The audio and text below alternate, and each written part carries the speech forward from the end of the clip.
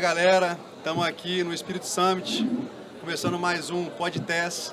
Hoje os convidados são Marcel e Fernando, duas referências aqui do mercado de capitais a nível Brasil. Então sejam bem-vindos. Fernando, vou começar com você é meu amigo de infância. Me ensinou um pouco a importância do mercado de capitais, na verdade me ensinou o que é o mercado de capitais. Eu queria que você falasse um pouco, dando um passo atrás, tentando educar, né, as pessoas que estão nos ouvindo, da importância dele para que a gente possa, de fato, se desenvolver como sociedade. Bom, primeiro, obrigado, Aris, pelo convite. Parabéns, né? Tô bastante impressionado com a movimentação que você está fazendo aqui, né? Acho que os seus aprendizados de adolescente, né, agora estão sendo aplicados para uma causa nobre, boa. Mas eu acho que um pouco do que você está fazendo aqui tem a ver com o que o mercado de capitais né? O mercado de capitais nada mais é do que uma forma, né, com diversos mecanismos e ferramentas e instrumentos de você conseguir alocar, né, recursos entre poupadores e tomadores, né? E com isso, né, e quanto mais ferramentas, conhecimento, quanto mais conteúdo estiver difundido, né, dentro das pessoas, dos indivíduos, né, em todo o Brasil, principalmente no interior do Brasil, você consegue ter uma melhor visão de assimetria de risco. Então, às vezes um projeto, né, que, né, à primeira vista, pensando aí, olhando num horizonte temporal 30, 40, 50 anos para trás, em que às vezes as pessoas acreditavam que a única forma, por exemplo, de financiar um empreendimento imobiliário aqui em Linhares, né, seria por meio de grandes bancos tradicionais, por meio de instrumentos tradicionais como dívida, financiamento da produção, né, hoje percebem que você às vezes pode, na verdade, trazer um grupo de investidores que tem o capital para tomar o risco de investir nesse projeto, conhecendo aquilo que são os fatores de risco de investir, por exemplo, numa cidade como Linhares, buscar bons retornos, como você encontraria, eventualmente, em produtos, fundos imobiliários que você encontra na prateleira de grandes corretoras e que estão ali alocando dinheiro na Faria Lima, mas, na verdade, você está pegando o próprio estoque de capital daqui e investindo aqui, né? Isso faz com que você consiga difundir a prosperidade e o crescimento para mais lugares, né? E Linhares é um bom caso, né? A gente tem um empreendimento aqui que está sendo realizado dessa forma. Isla. Legal, e assim, quando você olha pela ótica do investidor, mercado de capitais, né? Marcel vai falar um pouco mais com a gente também. Ele é interessante porque ele pode, de fato, maximizar o retorno, mas o impacto social, quando você consegue direcionar o capital de um maior número de pessoas, é muito grande, né? Então você vê, vou trazer aqui um exemplo distante, aqueles grandes prédios em Nova York e tudo mais. Então eu imagino que isso só seja possível porque eles têm um mercado de capitais muito bem desenvolvido, eles têm fundos que possibilitam essa injeção de capital, porque seria muito difícil um investidor único tomar tanto risco ou alocar tanto capital em apenas um local. Então, isso eu comecei a entender, né, com essa fera aqui ali na Apex, e eu acho que isso hoje está muito mais claro para mim, e é muito importante que isso esteja mais claro para o maior número de pessoas possível.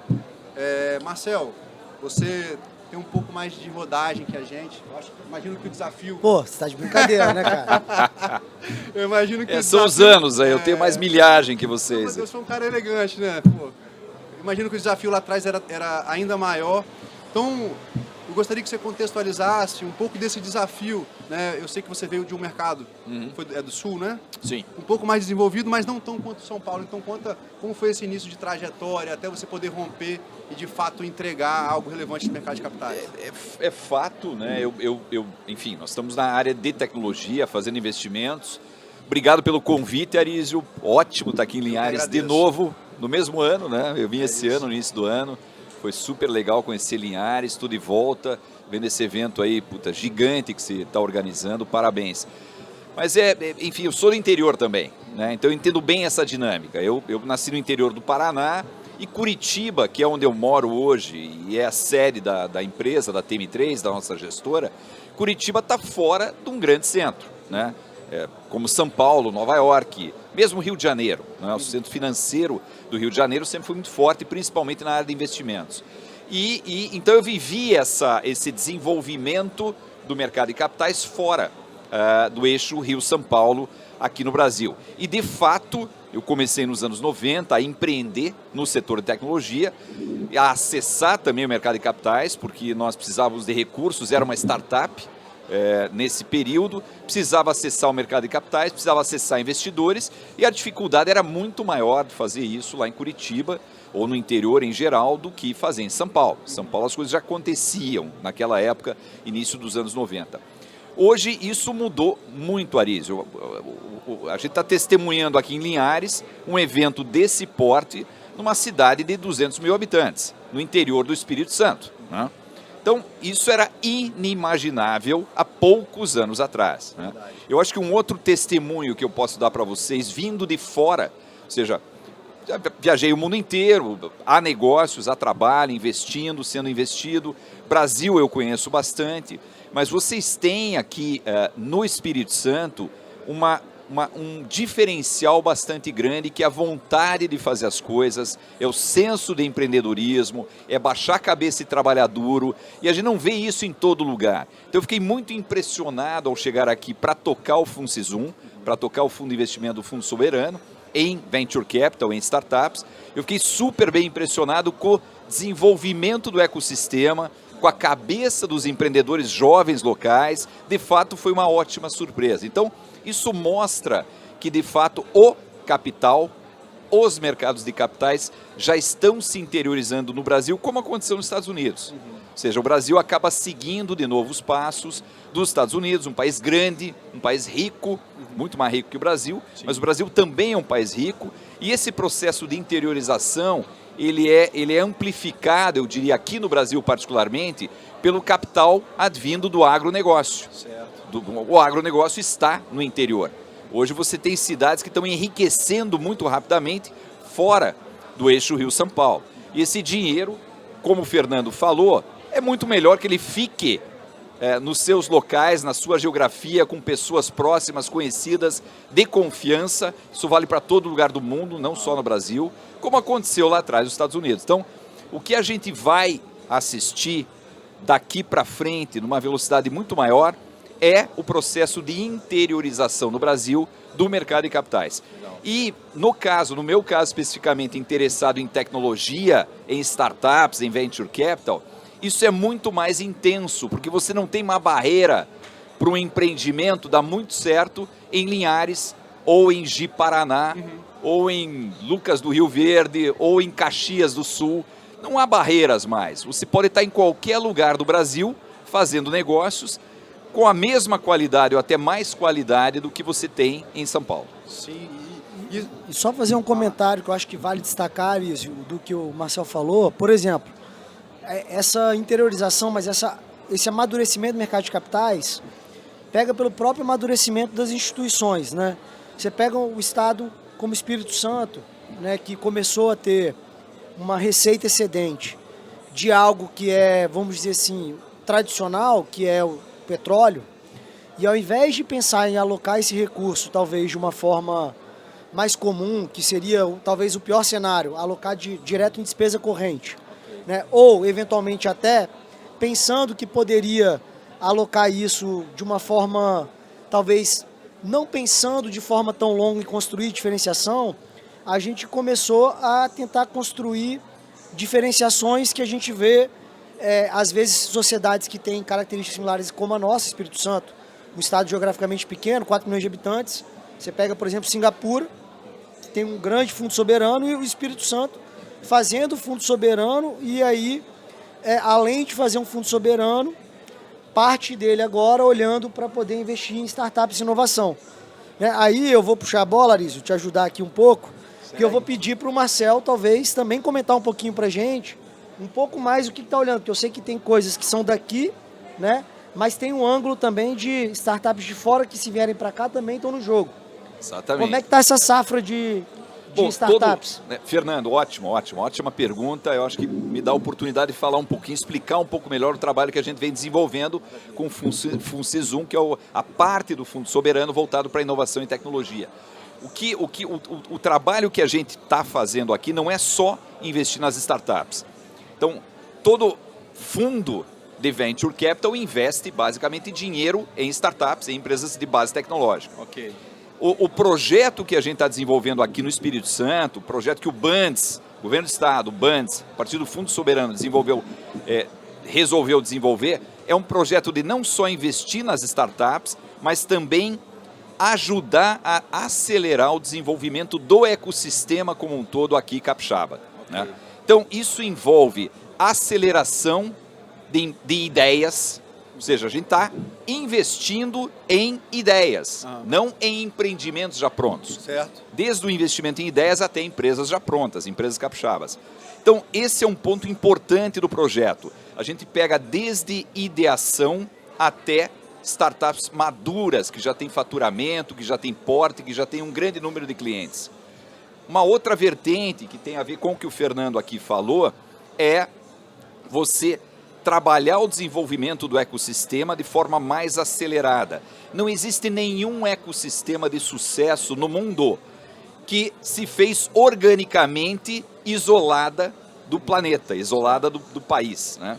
Então, a gente acha muito importante para o desenvolvimento acelerado do ecossistema capixaba trazer empreendedores, trazer empreendimentos de fora e misturar um pouco essas culturas aqui. Legal. Né? E isso está sendo feito. Eu tive recentemente em Boston, eu visitei lá o CIC, né, que é Centro de Inovação de Cambridge, na verdade. Isso me animou muito a fazer o que a gente está fazendo hoje, porque eu vi um ecossistema pujante, né, a gente tem ali as universidades, né, centenárias ali, mas eu vi um ambiente de investimento. Lá o movimento é o contrário. Se você passa, está falando que tem uma ideia, o cara pega você pela goela e quer entender o que você tem para ele poder investir. Então isso é uma capacidade de geração de valor e de riqueza assim, inimaginável. Então, obviamente que Boston, Cambridge, eu acho que a gente tem que almejar, tá no caminho que eles estão, mas complementando, o MCI faz parte... O MCI faz parte do FUNSIS, do Fundo Soberano? Não, o MCI é o Movimento Capixaba de Inovação, ele é uma iniciativa que já tem um bom período caminhado, com um conselho e mantenedores que envolvem SEBRAE, Banco de Desenvolvimento do Espírito Santo, Governo do Estado, enfim, várias entidades, empresas privadas, iniciativa privada, institutos, academia. Esse movimento foi criado para justamente coordenar as ações de desenvolvimento do ecossistema. Sim. Nós estamos nos aproximando do MCI, temos conversado muito com o MCI. Hoje de manhã, inclusive, eu estaria pela manhã em Colatina, num evento do MCI, mas o evento acabou sendo postergado. Certo. Então a gente está se inserindo no movimento capixaba de inovação e é um movimento importante, porque uma coisa que eu sempre percebi no desenvolvimento de outros ecossistemas em outras geografias é que o que destrói a criação e a saúde de um ecossistema como esse é a falta de coordenação, é a competição entre as entidades, né? Então, se você tem iniciativas desenvolvidas em paralelo, você não cria massa crítica e não tem um foco comum naquela região, naquele estado, por exemplo. Então, o fato de já existir o MCI aqui no Espírito Santo é um fator preponderante que pode ajudar bastante no sucesso. Então, o MCI é uma entidade da qual a gente está se aproximando e precisamos ajudar o MCI a desenvolver esse negócio mais rapidamente. Legal. Falando pelo Espírito Hub, é um movimento que começou há 1 ano e meio e, de fato, a gente busca educar muito, né, o ecossistema pró do empreendedorismo, inovação, mercado de capitais. E aí veio o MCI com o projeto de Habitats e nos deu um esqueleto.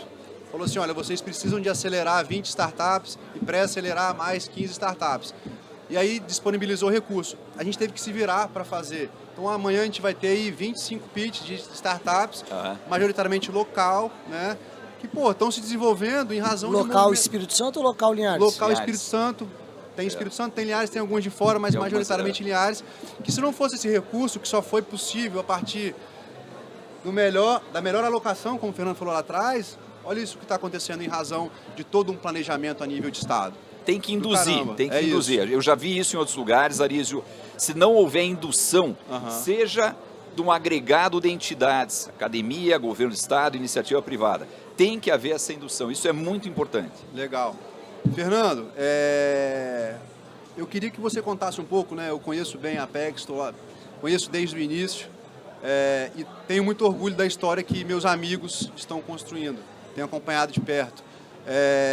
Só que é muito rápido, né? Quando eles fazem um movimento, quando a gente vai entender, eles já estão fazendo outro. Atualiza, para mim e para quem for nos ouvir, como que vocês estão pensando em continuar desenvolvendo o mercado de capitais do Espírito Santo, interiorizando agora? Me fala um pouco desses movimentos atuais aí de vocês. Arísio, eu acho que o ponto, né? A gente completou 10 anos esse ano. A gente vem buscando construir um trabalho que tenha perenidade, né? E o desafio é ir formando o capital humano, né, com a consistência que a gente precisa para conseguir trazer de fato a qualidade que você enxerga em qualquer polo global de mercado de capitais, então Nova York, Londres, Hong Kong, o mesmo nível de qualidade que você encontra nesses lugares de capital humano, capacidade técnica aqui, né? Então, vamos dizer assim, essa é a oportunidade e o desafio ao mesmo tempo. Então, a gente enxergou, olhando para o Espírito Santo como um mercado teste, que fazia sentido desenvolver um banco de investimentos que tivesse um approach regional, então uma abordagem regional.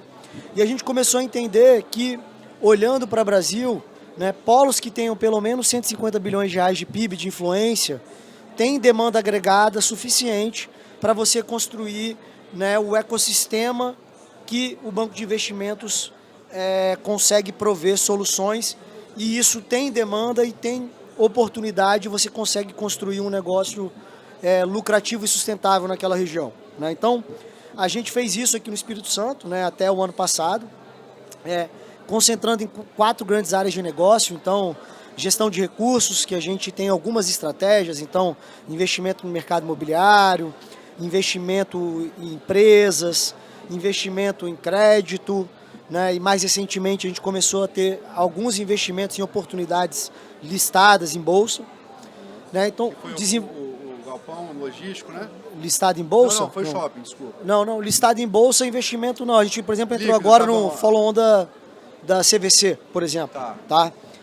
Coisas que a gente enxerga uma simetria interessante, dado que o mercado agora, na nossa leitura, está com uma simetria muito boa, né? Coisas muito descontadas, que a gente acredita que tem muito mais oportunidade de andar do que de desandar, né? Desenvolveu a área de investment banking, então, com um time de fusões e aquisições, que é assessorar empresas em movimento de compra ou venda de participações.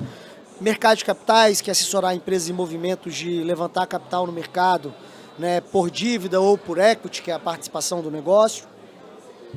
Desenvolvemos uma área de advisory, que a gente cuida da liquidez do cliente, então a gente atende clientes por 2 grandes franquias, né, uma franquia que a gente chama de Wealth, que são para clientes que já têm uma acumulação patrimonial, não necessariamente liquidez, mas uma acumulação patrimonial relevante. Uma área corporate, que atende empresas. E, por último, a área de comunicação e dados, porque na nossa leitura é super importante desenvolver a cultura, né? Então, quando a gente olha, né, para o mercado regional, né, você ainda tem uma distância da linguagem, né, que a comunicação precisa de fazer para falar sobre política, economia, negócios, inovação, empreendedorismo, sobre a ótica e a linguagem que o público do mercado regional compreende, captura, né? Então eu brinco, né?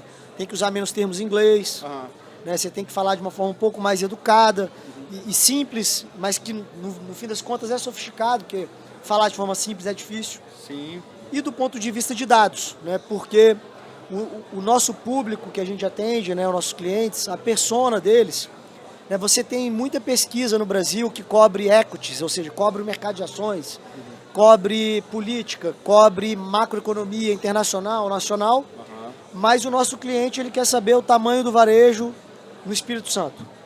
Isso é mais relevante para a tomada de decisão dele, né? Então a gente desenvolveu uma área de dados para desenvolver informação para o nosso cliente. Então, por meio da Futura, né? Por meio da Futura, né? Que foi uma empresa que a gente adquiriu tem 2 anos. Certo.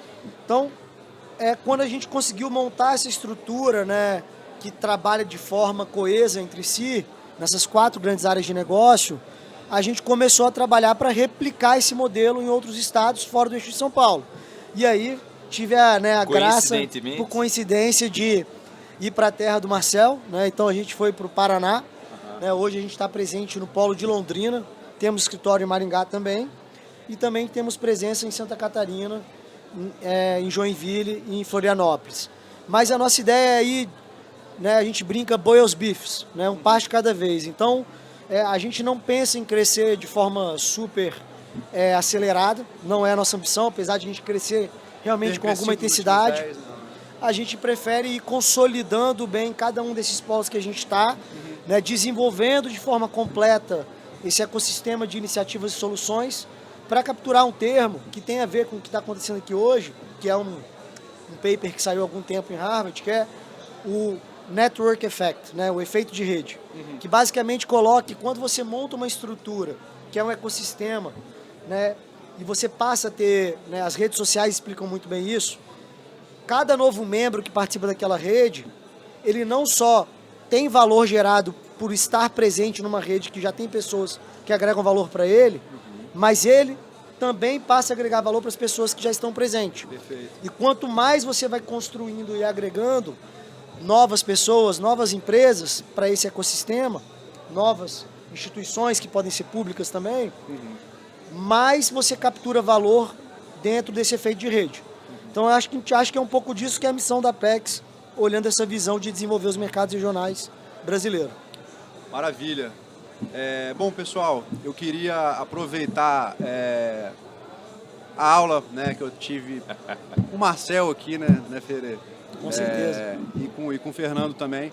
Eu quero dizer que a TES e o Espírito Hub, né, principalmente o Espírito Hub, em razão do movimento em prol do ecossistema, está de braços abertos em Linhares e também em outras praças para caminhar junto, desenvolver o ecossistema de mercado de capitais, de inovação, de sustentabilidade, né? Porque essa pauta ela fica cada vez mais necessária.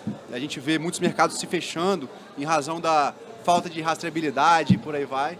E eu quero agradecer vocês. Nós vamos agora entrar num painel ali. Legal. Vamos contar um pouquinho dessa história para a galera.